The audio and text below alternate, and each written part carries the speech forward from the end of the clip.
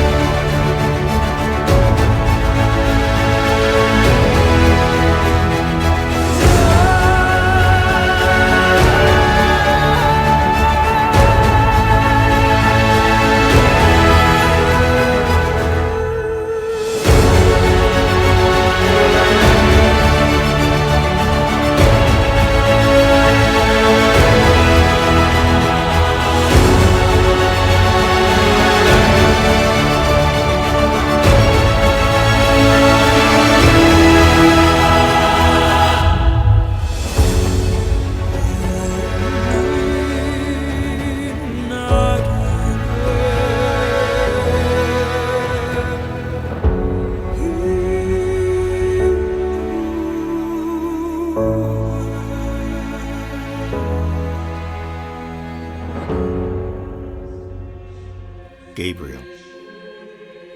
We are Gabriel. We stand in the presence of Elohim, the Eternal One. We have come as water is poured from a silver vessel to occupy this time and space. Hear us, little one, son of dust, but beloved of the Most High. Listen to the story of how heaven touched your world. Listen and record the things we will reveal to you, and ponder them. We were thought into existence by Elohim, the Most High, the Eternal Presence, before the dawn of time. We sprang from his thought before the foundations of your world. We sang the songs that brought all you perceive into being at his will. We sang before the firmament. We were at hand before there was light. We were there before there was darkness over the face of the deep. We sang eternal praises to Elohim, who willed the firmament into being and separated light from darkness. We were there when Elohim separated the waters from the deep, and when he set it aside from all material things. We were there when the expanse became heaven, and we are here now and always, and can be there and here at all times and places, for we do not exist in your time. We were there when your earth was formed, singing praises to Elohim, when the earth sprouted all life in abundance that begat humankind. I tell you these things are in the mind of Elohim, and were brought into being after time began to run. For what in his mind unfolds in a moment is an eternity in your time. You are made of dust, a cloud of atoms, yet you are beloved by Elohim, for you were formed from dust and spirit. You think you are real, but you are nothing more than shadows projected in a cave. You watch the shadows from the light cast from behind you and give names to them.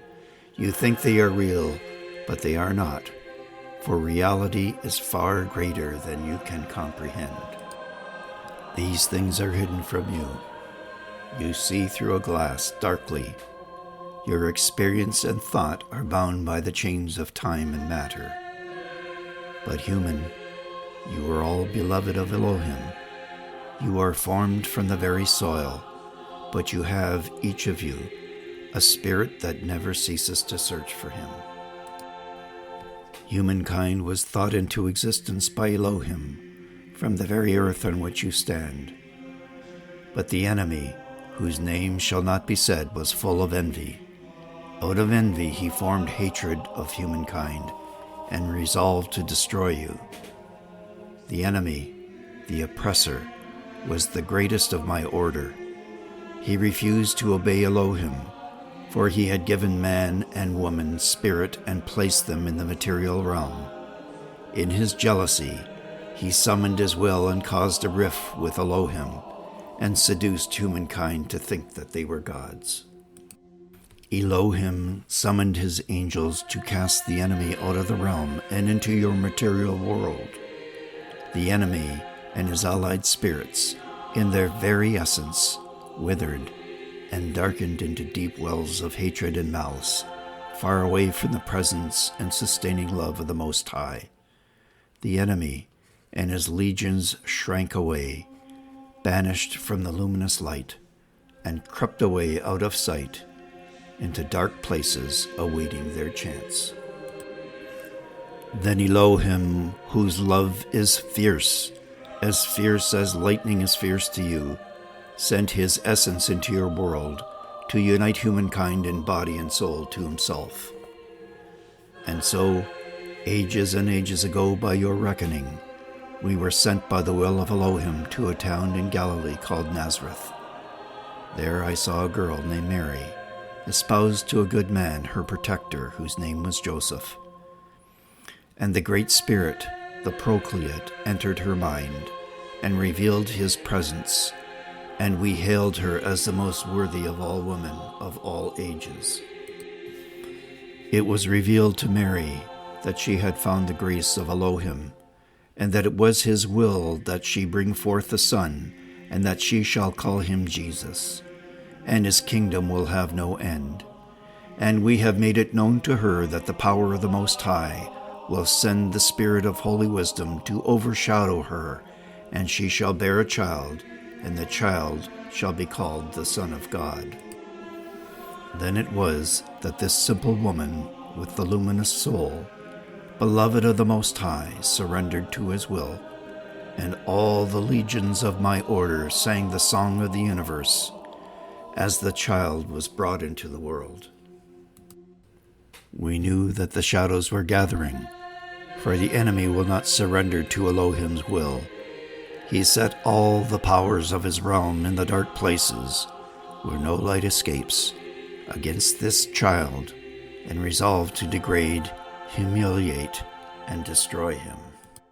Now it was our mission to will ourselves to the place where a man you know as Adam was imprisoned behind thick stone walls.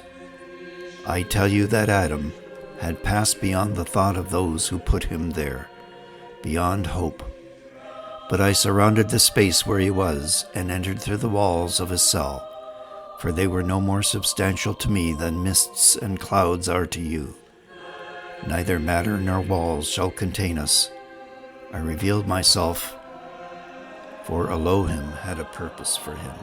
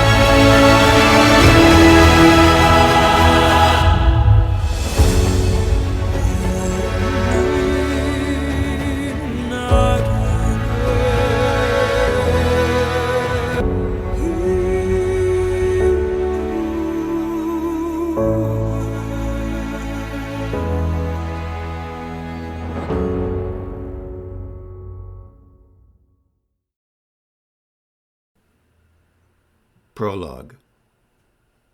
I, Adam. Listen to me, O scribe, and write down what I say, for never was there such a story as this. You stand looking into a mirror, with another mirror at your back. What you will see is an endless display of images, stretching back to eternity, each succeeding image slightly smaller than the one before. So it was that day. It was an otherwise unremarkable day among many others. Each day shrank into a smaller reflection of the day before, stretching back so far and fading into my memory. No one had spoken to me for many days. I sat, dressed in gray overalls, on a simple cot, covered with a gray, threadbare blanket. The whitewashed walls of my rectangular cell rose high to the stone ceiling. If I stood and stretched out my arms, I could touch both walls. There was a bucket at the foot of my cot that was my toilet. A rickety table filled the space between my cot and the side wall with a chipped enamel basin of water perched precariously at the edge. Near the foot of my bed was a cold wall of iron. A small hinged door was the only opening to the outside world. Each morning, very early, that little door flips open and I pass the soiled bucket from the night through the opening. Then comes a tin plate with a gray breakfast.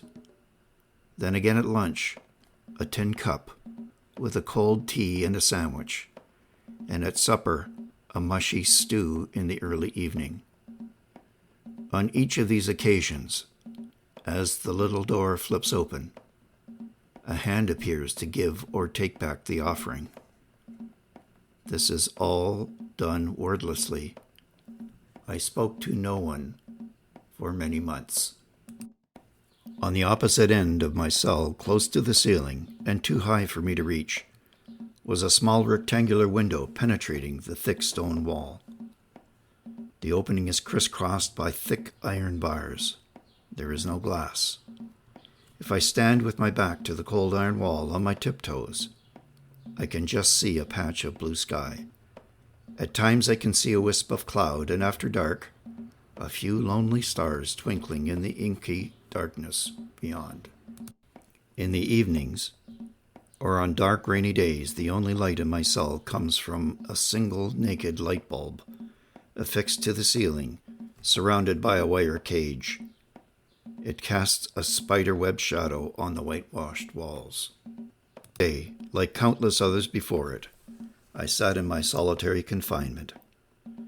I was taken to this unknown place, utterly devoid of color, but for that distant, unglazed window high beyond my reach. I was sitting, as I have done for many days, on my cot, bare feet on the cold stone floor, my head down.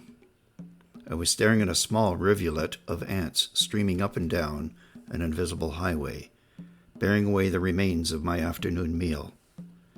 I watched the quirky patterns of the tiny insect movements, dashing, darting, circling, antenna waving, following a ragged, invisible trail of their own making across the stone floor, up the wall to the barred window, and then out into the open world beyond. I sensed the presence. At first there was a whisper, a mere breath of air. I saw the briefest flicker of light, but it broadened gradually into a series of colors, then slowly assembled into the shape of a pillar of light, which emerged through the walls of my cell. At first, this pillar of light was hardly discernible, but as I gazed, the colors coalesced into a bright, then a blinding white-hot fire. It was like water, quicksilvered and flowing. As I lifted my head, I gazed upon this light and saw movement within it, a swirling rush of flame, and then images of waterfalls, soaring birds, and many, many eyes, terrible to behold. I recoiled in terror, my breath quickening. I fell upon my hands and knees and looked away, unable to comprehend what I was seeing. My senses were overwhelmed. My cell became ever brighter. Light penetrated into the very pores of my skin.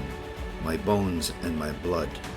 In my terror, I could no longer bear to gaze directly at this apparition.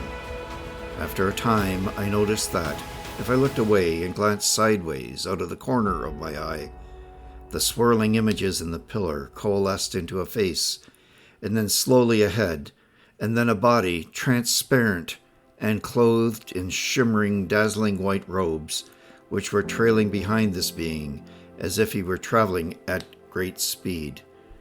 But yet here he was, standing still. I perceived that the face was that of a man.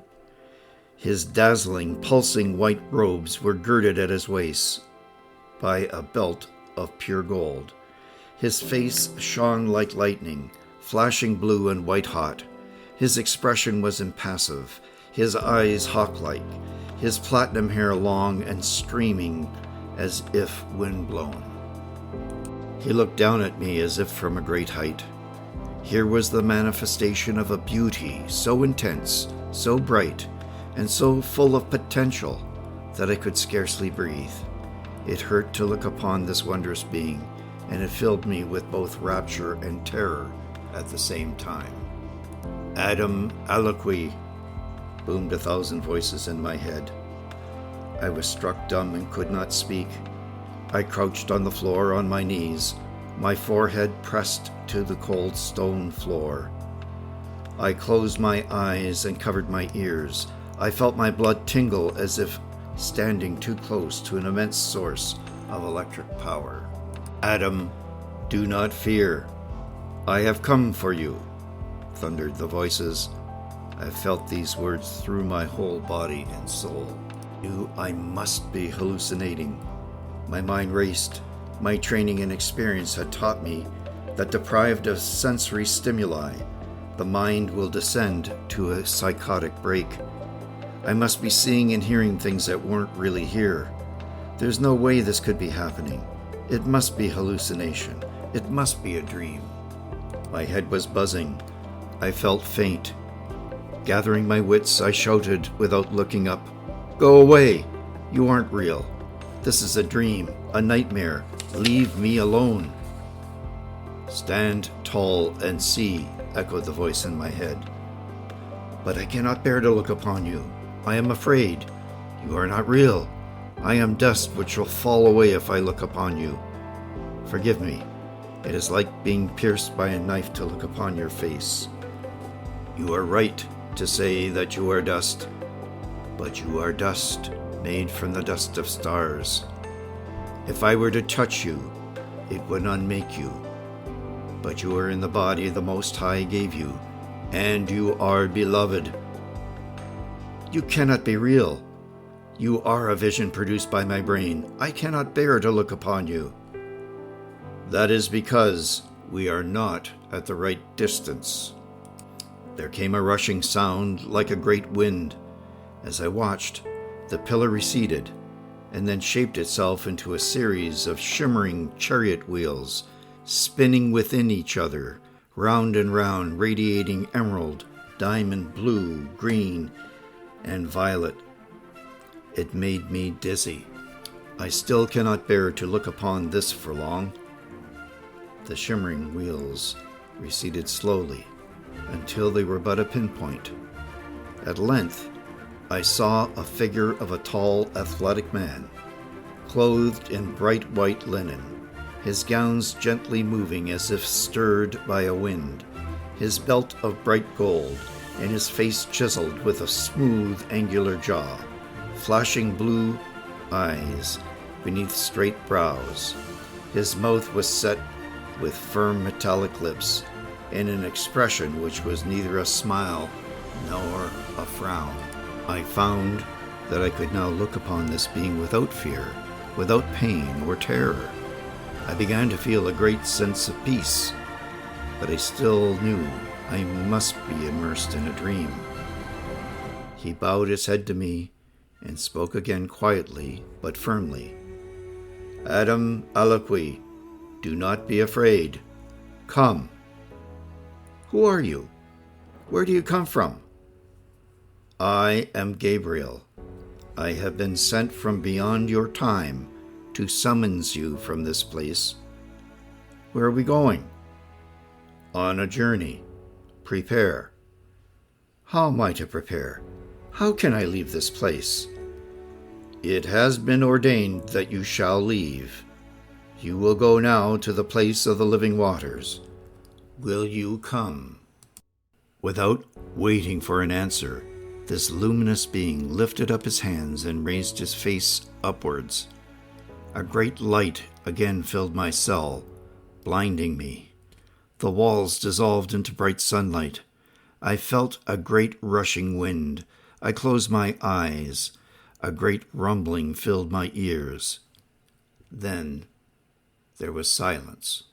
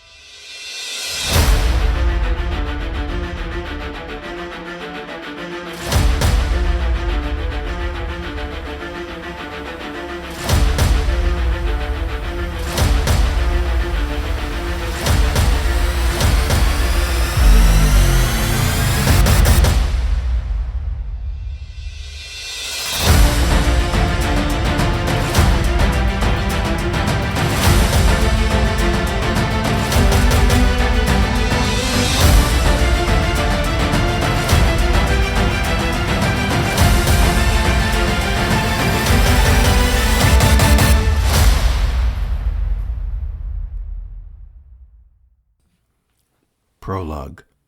Camilla. Sunset.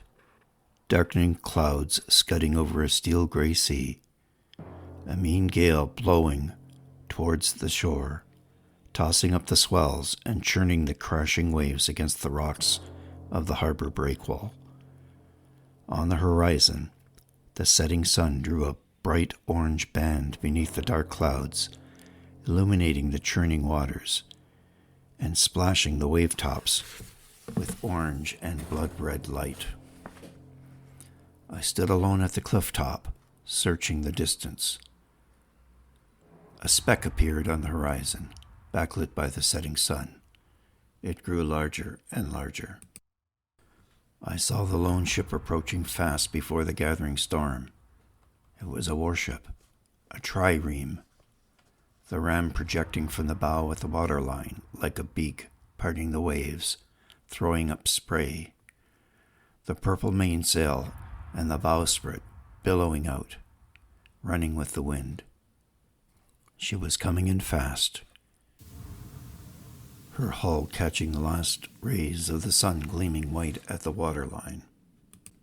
As the ship approached the harbor, the mainsail was taken down. In unison, 3 rows of oars thrust themselves out from the numerous ports, and the wind carried the sound of drums beating methodically with the movement of oars. Forward, pause, stroke, pause, forward. The vessel seemed like a centipede scurrying over a heaving floor. The ship was closer now, so much so that I, looking down, could discern the individual faces of the sailors on the top deck. At the stern, 4 sailors strained at 2 massive steering oars, extending down into the water. They turned in unison, and the bow of the craft moved into the harbor. Far below the cliff on which I was standing, 2 arms of the stone seawall reached out, blocking the heaving sea. The waves broke against the smooth stones, throwing up a fine mist high into the air, which is caught by the wind. The lowering sun was reflected in the glittering rainbow. The water within the harbor was calm. A few smaller fishing vessels lay at anchor or in line with the wharves projecting out from the shore. At the bow of the ship stood a tall figure. His blood-red military cape was caught by the quickening wind. It clinged to his back and flapped along each side of his body. He wore a breastplate and a purple plumed helmet. Although his face was hidden in the shadows, there was no doubt that this was a person accustomed to command, and no doubt he had come to the small island on a mission. The ship was at the harbor entrance, where charcoal braziers at the end of each mole were now being lit. The ship slowed as it approached the wharf. The rhythm of the drum beats stopped. The pattern of the beats changed. Suddenly, the row of oars changed directions, some backstroking in union. The ship comes to a full stop. Another drum beat, and each bank of oars pulls in opposite directions. The ship makes a complete turn. Another drum beat. This time, the shoreward bank of oars disappears into the ship. The seaward oars move rhythmically back and forth, never coming out of the water, propelling the craft sideways towards the wharf. Now the ship comes to rest, and the oars were all shipped. The gangplanks were lowered. The command figure, now wrapped in his cloak like a cocoon, strode in even steps down the gangplank to shore. Then he looked up to me on the cliff. He nods. I turn away and hurried down the stone steps, making for the wharf. I met the commander as he was coming up from the harbor. By now, the shadows in the narrow streets leading away from the harbor were growing dark. The men following the commander lit torches to light the way. 2 of them stepped forward and led the group. 2 other lictors, with their bundles of rods and axes, flanked the imposing figure of the commander. For 15 minutes or so, we walked through the gloaming in silence. We climbed up the path from the harbor to a villa at the head of a bluff.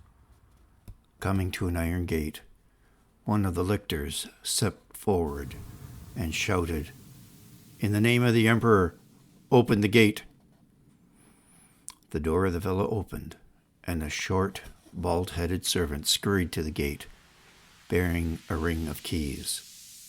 He fumbled about the lock on the gate and lifted one of them, hands shaking, into the lock. The gate squealed as it was pushed back by the commander.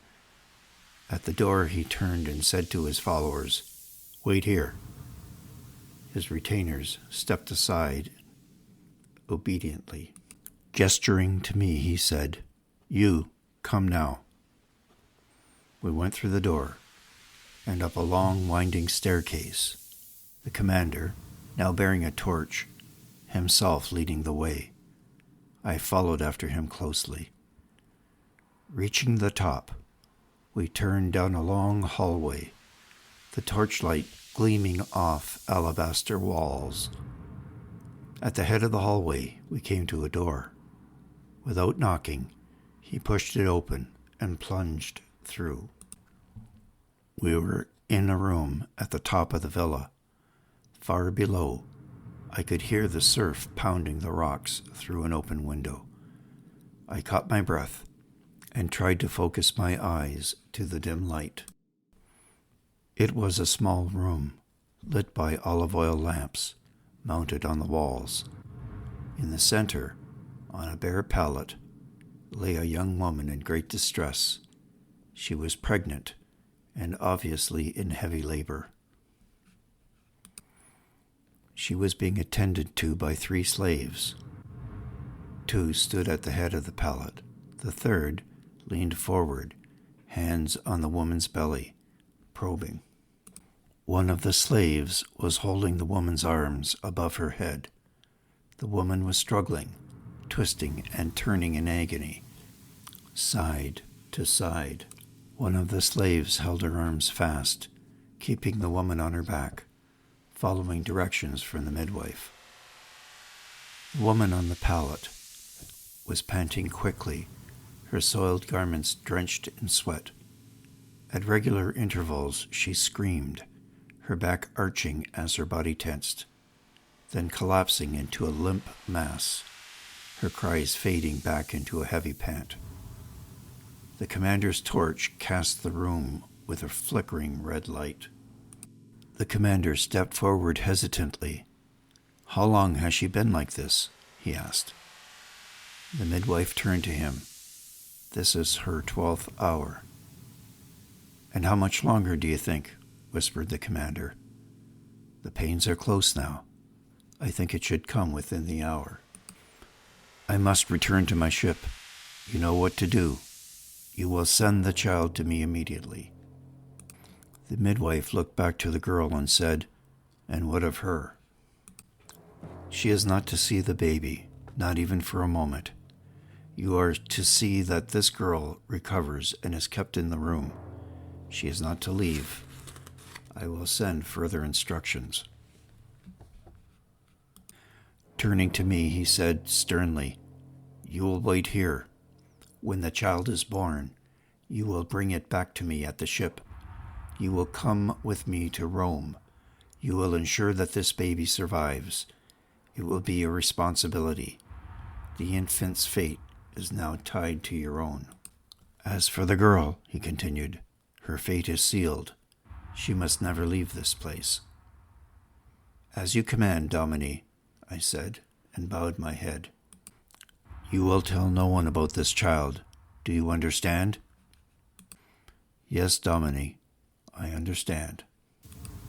With this, the commander abruptly turned, ducked as he exited the doorway, and shut the door behind, locking it from the outside. I was left in the room with the slaves, the midwife, and the girl in labor.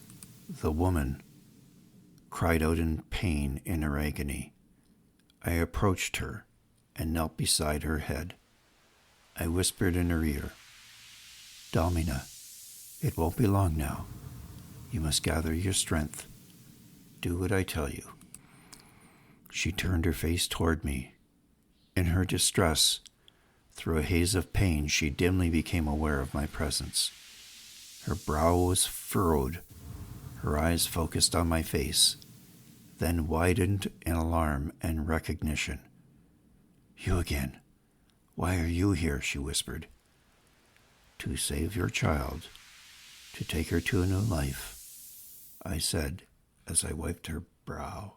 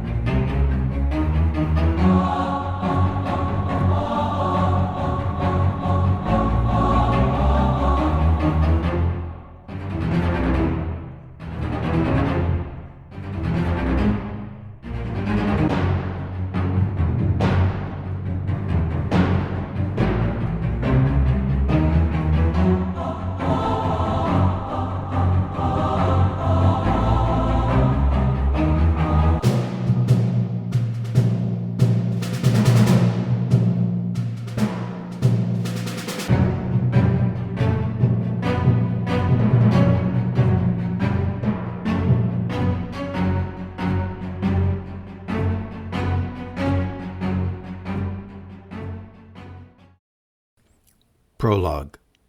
Herod. My hour is coming. Come close and listen, for my time is short.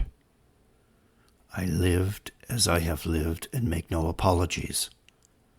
Some may accuse, but I have done what I have done, and will be judged by no one, mortal or no, to confess or justify my deeds.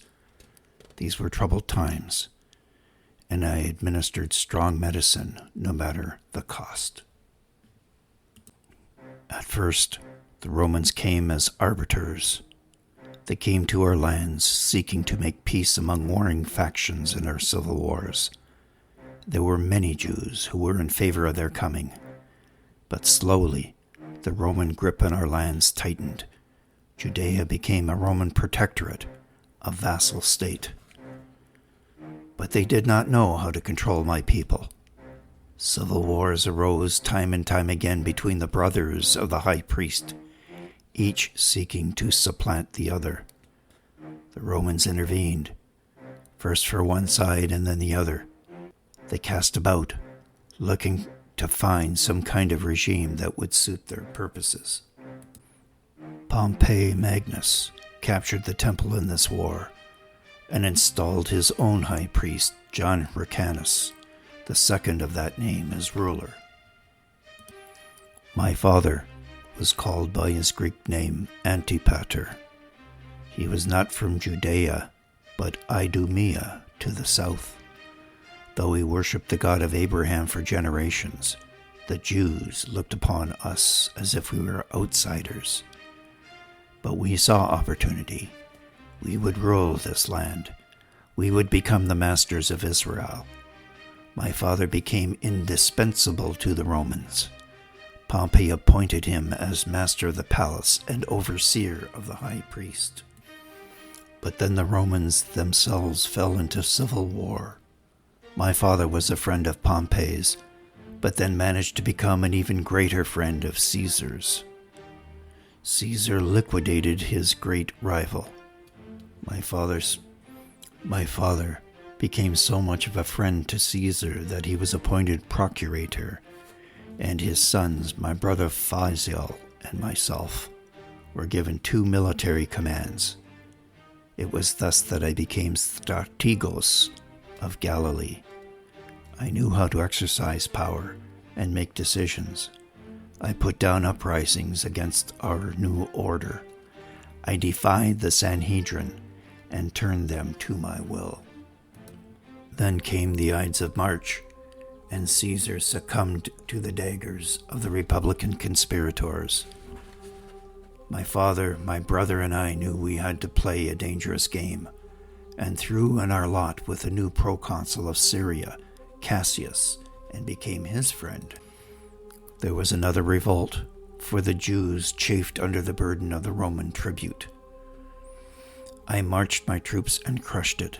My father was poisoned by a traitor. I resolved to glorify the family name. Again, the Romans convulsed into civil war. My brother and I now became friends to Mark Antony. Antony, in gratitude for our services to his cause, appointed us tetrarchs.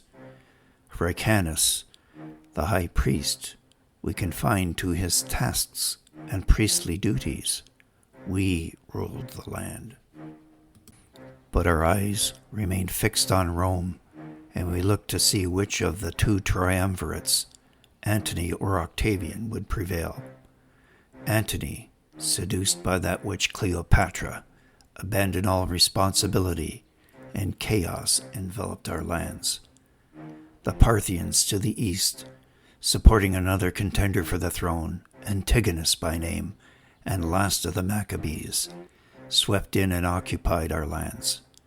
They were supported by many Jews who had chafed under the Roman yoke. Jerusalem was occupied. Antigonus bribed the Parthians by promising 1,000 silver talents and 500 maidens. The Romans were consumed by their new civil war.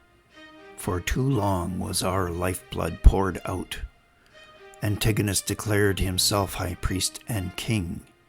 He summoned Hyrcanus before him and bit his ears, disfiguring him and rendering him unsuitable for the priesthood. My brother Phasael died escaping Antigonus's forces. He was my one true friend, and I shed bitter tears at his loss. Now I steeled myself. I had no one else to depend upon. I reached the fortress of Masada on the Dead Sea. From there I went to Rome and pled my cause. I arrived at the moment in time when Octavian and Antony had made peace with each other for a while. I was only 23 years old, but I had cards to play. I was betrothed to Mariamne, the fairest princess in all of Israel. She was a Hasmonean of the Maccabees. There was a great alliance for me, for now I could give a claim to the throne of Judea. The Romans were far too occupied to trouble with us. They now looked to me to put an end to the Jewish turmoil. By decree of the Senate of Rome, I was named King of Judea. On that day, by God, I swore I would return Israel to its greatness. I would restore its lands and wealth. I would surpass David and Solomon in splendor and make this land the jewel of the East. I raised an army, and for 3 years struggled against the usurper Antigonus in furious and ruthless battle.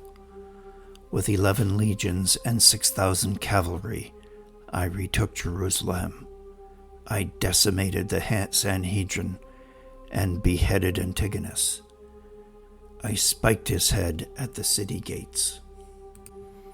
The Romans again fell into civil war. When at last Octavian's fleet crushed Antony and Cleopatra's at Actium, I knew what to do. My policy was always to be on good terms with the Romans. That was the way to power.